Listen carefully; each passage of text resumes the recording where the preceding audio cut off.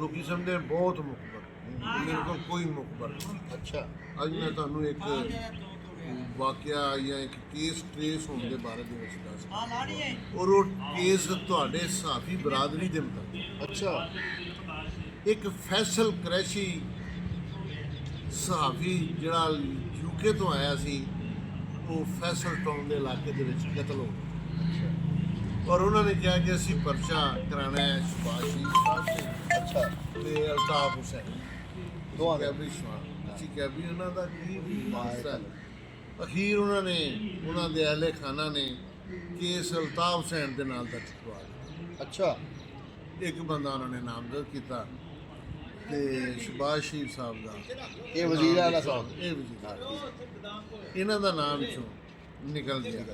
ਇਹਨਾਂ ਨੇ ਆਈਜੀ ਸਮਤ ਜਵੇਦ ਇਕਬਾਲ ਉਹਨਾਂ ਨੂੰ ਬੁਲਾ ਕੇ ਕਿਹਾ ਕਿ ਇਹਦੀ ਤਫਤੀਸ਼ ਤੁਸੀਂ ਖੁਦ ਕਰਨੀ ਹੈ। ਅੱਛਾ ਹੁਣ ਆਈਜੀ ਜ਼ਬਾਨ ਤਫਤੀਸ਼ ਤੇ ਨਹੀਂ ਨਾ ਖੁਦ ਕਰਦੇ। ਉਹਨਾਂ ਨੇ ਕਿਸ ਉਹਨਾਂ ਨੇ ਅੱਗੋਂ ਅਬਦਰ ਰਜ਼ਾਕ ਚੀਮਾ ਸਾਹਿਬ ਨੂੰ ਕਿਹਾ, ਹਾਂ, ਉਹ ਐਸਐਸਪੀ ਸਾਹਿਬ ਦੇ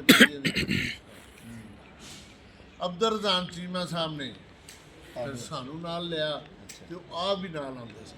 ਜਿਸ ਵੇਲੇ ਸਾਡੀ ਮੀਟਿੰਗ ਖਤਮ ਹੋਏ, ਉਹਦੇ ਜਿੰਨੇ ਵੀ ਕਲੂ ਸਨ, ਅੱਗੇ ਇੱਕ ਕਲੂ ਉਹਨਾਂ ਦਾ ਇੱਕ ATM ਇਸਤੇਮਾਲ ਹੋਇਆ ਸੀ ਛਾਲਨੀ ਦੇ ਵਿੱਚ। ਅੱਛਾ ਅਸੀਂ ਕਿਹਾ ਉੱਥੇ ਪਹੁੰਚੇ, ਅਸੀਂ ਬੈਂਕ ਦਾ ਸਾਰਾ ਰਿਕਾਰਡ ਲਿਆ। ਅਸੀਂ ਕਿਹਾ ਹੁਣ ਗੱਲ ਚਲੀ ਜਾਏਗੀ, ਉੱਥੋਂ ਵੀ ਕੋਈ ਗੱਲ ਨਾ ਚੱਲੀ, ਕਿਉਂਕਿ ਉੱਥੇ ਉਹ ਬੁਰਕਾ ਪਾ ਕੇ ਗਿਆ ਕੋਈ ਇਸ ਤਰ੍ਹਾਂ, ਕੋਈ ਤੂੰ ਤੇ ਉੱਥੇ ਕੋਈ ਤਸਵੀਰ ਤੋਂ ਵੀ ਨਾ ਗੱਲ ਚੱਲੀ। ਬਾਕੀ ਵੀ ਸਾਰੇ, ਕਿਉਂਕਿ ਉਹਨਾਂ ਦੇ ਵਿੱਚ ਇੱਕ ਤੇ ਸਹਾਫੀ ਸੀ, ਇੱਕ ਅਲਤਾਫ ਹੁਸੈਨ ਦਾ ਨਾਂ, ਇੱਕ ਸ਼ਬਾਜ਼ ਸ਼ਰੀਫ ਸਾਹਿਬ ਦਾ ਨਾਮ ਹੁੰਦਿਆਂ ਰਹਿ ਗਿਆ। ਉਹ ਬੜਾ ਹਾਂਜੀ, ਤੇ ਫਿਰ ਉਹ ਆਈਜੀ ਸਾਹਿਬ ਜਿਹੜੇ ਨੇ ਉਹਨਾਂ ਨੂੰ ਕਿਹਾ ਨਾ ਕਿ ਖੁਦ ਤਫਤੀਸ਼ ਕਰੋ। ਲੇਕਿਨ ਜਦੋਂ ਮੀਟਿੰਗ ਖਤਮ ਹੋਵੇ ਨਾ ਤੇ ਮੈਂ ਕਹਾਂ ਫੈਸਲ ਕੁਰੈਸ਼ੀ ਨੂੰ ਫੈਸਲ ਕੁਰੈਸ਼ੀ ਬਣ ਆਹਾ ਫੈਸਲ ਕੈਸ਼ੀ ਨੂੰ ਫੈਸਲ ਕੈਸ਼ੀ ਨੇ ਮਾਰਿਆ। ਅਸੀਂ ਬਲਕਿ ਆਪਸ ਵਿੱਚ ਮੀਟਿੰਗ ਚ ਕਰਦੇ ਸੀ। ਉਹ ਹੈਰਾਨ। ਸਾਰੇ ਜਿਹੜੇ ਨਾ ਉਹ ਹੈਰਾਨ ਹੋਣੇ ਕੀ ਕਹਿੰਦਾ। ਮੈਂ ਕਿਹਾ ਮੈਂ ਤੁਹਾਨੂੰ ਕਹਿੰਦਾ ਵਾਂ ਕਿ ਫੈਸਲ ਕੁਰੈਸ਼ੀ ਨੂੰ ਫੈਸਲ ਕੁਰੈਸ਼ੀ ਮਾਰਿਆ, ਕੋਈ ਕਲੂ ਨਹੀਂ, ਕੋਈ ਗੱਲ ਨਹੀਂ। ਬੜੀ ਵੱਡੀ ਉਹਦੇ ਨਾ ਕਲੂ ਹੋਣ ਦੀ ਵਜ੍ਹਾ ਤੋਂ ਮੈਂ ਕਹਿੰਦਾ ਕਿ ਮਰਨ ਵਾਲਾ ਫੈਸਲ ਕੁਰੈਸ਼ੀ ਨੂੰ ਫੈਸਲ ਕੁਰੈਸ਼ੀ ਆਪ ਹੀ ਮਾਰ ਗਿਆ। ਇੱਕ ਦਿਨ ਕਿਹਾ ਕਿ ਮੈਂ ਹਰ ਵਾਰੀ ਇਹੀ ਕਹਿੰਦਾ, ਮੈਂ ਕਿਹਾ ਮਰਾਤਬ ਸਬ ਇੰਸਪੈਕਟਰ ਅੱਛਾ CI ਇੱਕ ਦੁਆਲੇ ਲੱਗਾ ਸੀ। ਮੈਂ ਕਿਉਂਕਿ ਅੰਦਰੂਨ ਸ਼ਹਿਰ ਰਹਿੰਦੇ ਸੀ, ਉੱਥੇ ਇਹਨਾਂ ਨੇ ਮਕਾਨ ਲਿਆ ਸੀ। ਮੈਂ ਕਿਹਾ ਯਾਰ ਇਹਦੇ ਸਾਰੇ ਅਜ਼ੀਜ਼ੋ ਕਾਰ ਮਹੱਲੇਦਾਰ ਤੇ ਦੋਸਤ ਬੁਲਾ ਕੰਮ, ਕਿਉਂਕਿ ਬਹੁਤ ਹੁੰਦਾ ਸੀ, ਮੈਂ ਤਫਤੀਸ਼ ਖੁਦ ਕਰਦਾ ਸੀ। ਉਹਨੇ ਬੁਲਾ ਲਏ ਤੇ ਮੈਂ ਦੂਸਰੇ ਕੰਮਾਂ ਦੇ ਵਿੱਚ ਮਸਰੂਫ ਹਾਂ। ਉਹਨਾਂ ਦਿਨਾਂ ਦੇ ਵਿੱਚ ਕਿਤੇ ਹਕੀਮ ਨੇ ਬੰਦਾ ਇੱਕ ਸਾੜ ਕੇ ਮਾਰ ਦਿੱਤਾ ਸੀ, ਬਿਲਕੁਲ ਉਹ ਹੋਇਆ ਜੀ। ਹਾਂ ਜੀ, ਨਵਾਂ ਕੋਟ। ਮੈਂ ਉਹਦੇ ਵਿੱਚ ਮਸਰੂਫ ਹਾਂ, ਮੈਨੂੰ ਦੇਣ ਚੋਂ ਨਿਕਲ ਗਿਆ ਕਿ ਮੈਂ ਤਾਂ ਉਹਨਾਂ ਨੂੰ ਬੁਲਾਇਆ। ਅੱਛਾ ਉਹ ਕੁਛ ਫਿਰ ਮੀਟਿੰਗ ਹੋਈ ਤੇ ਮੈਂ ਕਿਹਾ ਯਾਰ ਤੂੰ ਬੁਲਾਏ ਸਨ, ਮੈਂ ਬੁਲਾਏ ਸਨ, ਮੈਂ ਨਾਂ ਲਿਖਿਆ ਨਹੀਂ। ਉਹਨਾਂ 'ਚ ਫੈਸਲ ਕੁਰੈਸ਼ੀ ਆਇਆ ਸੀ, ਉਹਨੇ ਕਿਹਾ ਉਹਦੇ 'ਚ ਕੁਰੈਸ਼ੀ ਦਾ ਨਹੀਂ ਪਤਾ, ਫੈਸਲ ਹੈ। ਅੱਛਾ ਮੈਂ ਕਿਹਾ ਯਾਰ ਮੈਂ ਆ ਰਿਹਾ, ਸਾਰਿਆਂ ਨੂੰ ਬੁਲਾ।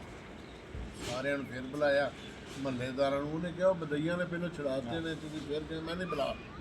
ਜਿਸ ਵੇਲੇ ਅਸੀਂ ਗਏ, ਨਾਂ ਪੁੱਛਣਾ ਸ਼ੁਰੂ ਕੀਤਾ, ਇੱਕ ਬੰਦਾ ਕਹਿੰਦਾ ਮੇਰਾ ਨਾਮ ਫੈਸਲ, ਬਾਕੀਆਂ ਨੂੰ ਮੈਂ ਜਾਣਦਾ। ਲੋ ਮੈਂ ਕਿਹਾ ਫੈਸਲ ਕੁਰੈਸ਼ੀ? ਹਾਂ। ਉਹਨੇ ਕਿਹਾ ਫੈਸਲ ਕੁਰੈਸ਼ੀ। ਵਾਹ ਮੈਂ ਉਹਦੇ ਹੱਥ ਚੈੱਕ ਕੀਤੇ, ਉਹਦਾ ਹੱਥ ਜ਼ਖਮੀ ਸੀ। ਅੱਛਾ ਉਹਦਾ ਹੱਥ ਜ਼ਖਮੀ ਸੀ। ਮੈਂ ਕਿਹਾ ਓਏ ਤੇਰੇ ਹੱਥ 'ਤੇ ਕੀ ਹੋਇਆ?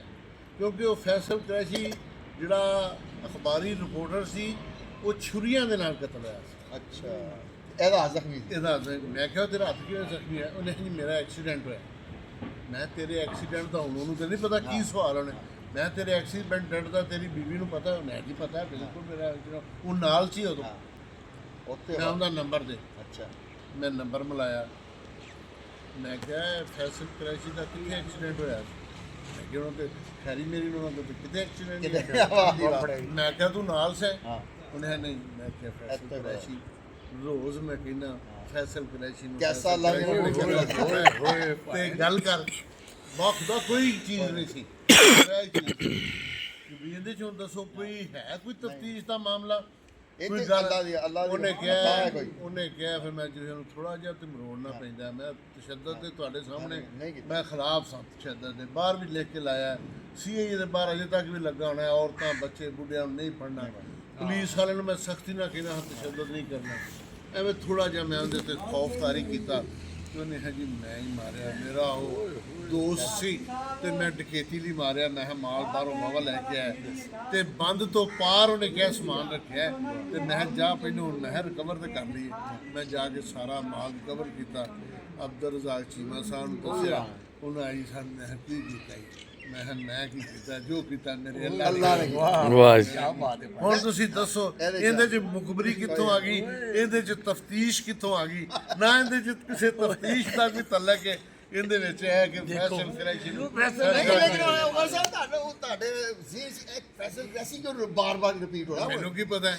ਕਿਵੇਂ ਅੱਲਾ ਬਈ ਮੈਂ ਤੁਹਾਨੂੰ ਕਹਿਣ ਡਿਆ ਕਿ ਉਹ ਟਰੇਸ ਨਹੀਂ ਸੀ ਹੁੰਦਾ, ਤੁਹਾਡੇ ਗੱਲ ਦਾ ਟਰੇਸ ਨਹੀਂ ਸੀ ਹੁੰਦਾ ਤੇ ਮੈਂ ਆਂਦਾ ਸਾਂ ਕਿ ਯਾਰ ਇਹ ਟਰੇਸ ਚ ਨਹੀਂ ਹੋਣ ਡਿਆ, ਇੰਨੀ ਮਿਹਨਤ ਕਰਨੇ ਆ ਤੇ ਫੈਸਲ ਕ੍ਰੈਸ਼ ਨੂੰ ਲੱਗਦਾ ਫੈਸਲ ਕ੍ਰੈਸ਼ ਹੀ ਨਹੀਂ ਮਾਰਿਆ ਵਾਹ ਜੀ। ਬਈ ਇਹਨੇ ਆਪਣੇ ਆਪ ਨੂੰ ਮਾਰ ਇਹ ਤੇ ਅੱਲਾ ਨੇ ਕੋਈ ਐਸੀ ਵੱਡੀ ਕੋਈ ਭਾਈ ਆ। ਹੁਣ ਤੁਸੀਂ ਐਸੀ ਦੱਸੋ, ਗੱਲ ਉਤੋਂ ਆ ਗਈ ਉਹਦੇ ਹੱਥ ਦੀ ਉਹ ਟੱਕ ਲੱਗਾ ਸੀ ਭਾਵੇਂ ਨਿਗੇ ਕੀ ਹੋਇਆ। ਹੁਣ ਨਹੀਂ, ਤੁਸੀਂ ਇਹ ਦੱਸੋ ਚੀਜ਼ ਤਾਂ ਬਹੁਤ ਸਾਬਤ ਕਰ ਸਾਰੇ ਰਹੀ। ਕੇਸ ਹਾਂ। ਬਹੁਤ ਸਾਰੇ ਕੇਸ ਮੈਂ ਇਸ ਤਰ੍ਹਾਂ ਟਰੇਸ ਅੱਲਾ ਦੀ ਰਜ਼ਾ ਦੇ ਨਾਲ ਭਾਵੇਂ ਬੜੀ ਗੱਲ ਵੱਡੀ ਬਾਤ ਇਹ ਤਾਂ ਬੜਾ ਪਰ ਵੱਡਾ ਇਹ ਹੈ। ਵੇਖੇ- ਮਿਸਾਲ ਹੈ ਕਦੀ ਬੜੇ ਕੰਮ ਕੀਤੇ ਨੇ। ਜ਼ੁਲਫਕਾਰ ਹਮੀਦ ਸਾਹਿਬ ਤੇ ਕਦੀ ਕਦੀ ਆਉਂਦਾ, ਉਹਨਾਂ ਲਈ ਵੀ ਬੜੇ ਕੰਮ ਕੀਤੇ ਨੇ। ਉਹਨਾਂ ਨੇ ਬੜਾ ਆਈਜੀ ਕੇਪੀ ਕੇ ਲੱਗ ਗਏ ਨੇ ਹੁਣ ਐਸੇ ਲੋਕਾਂ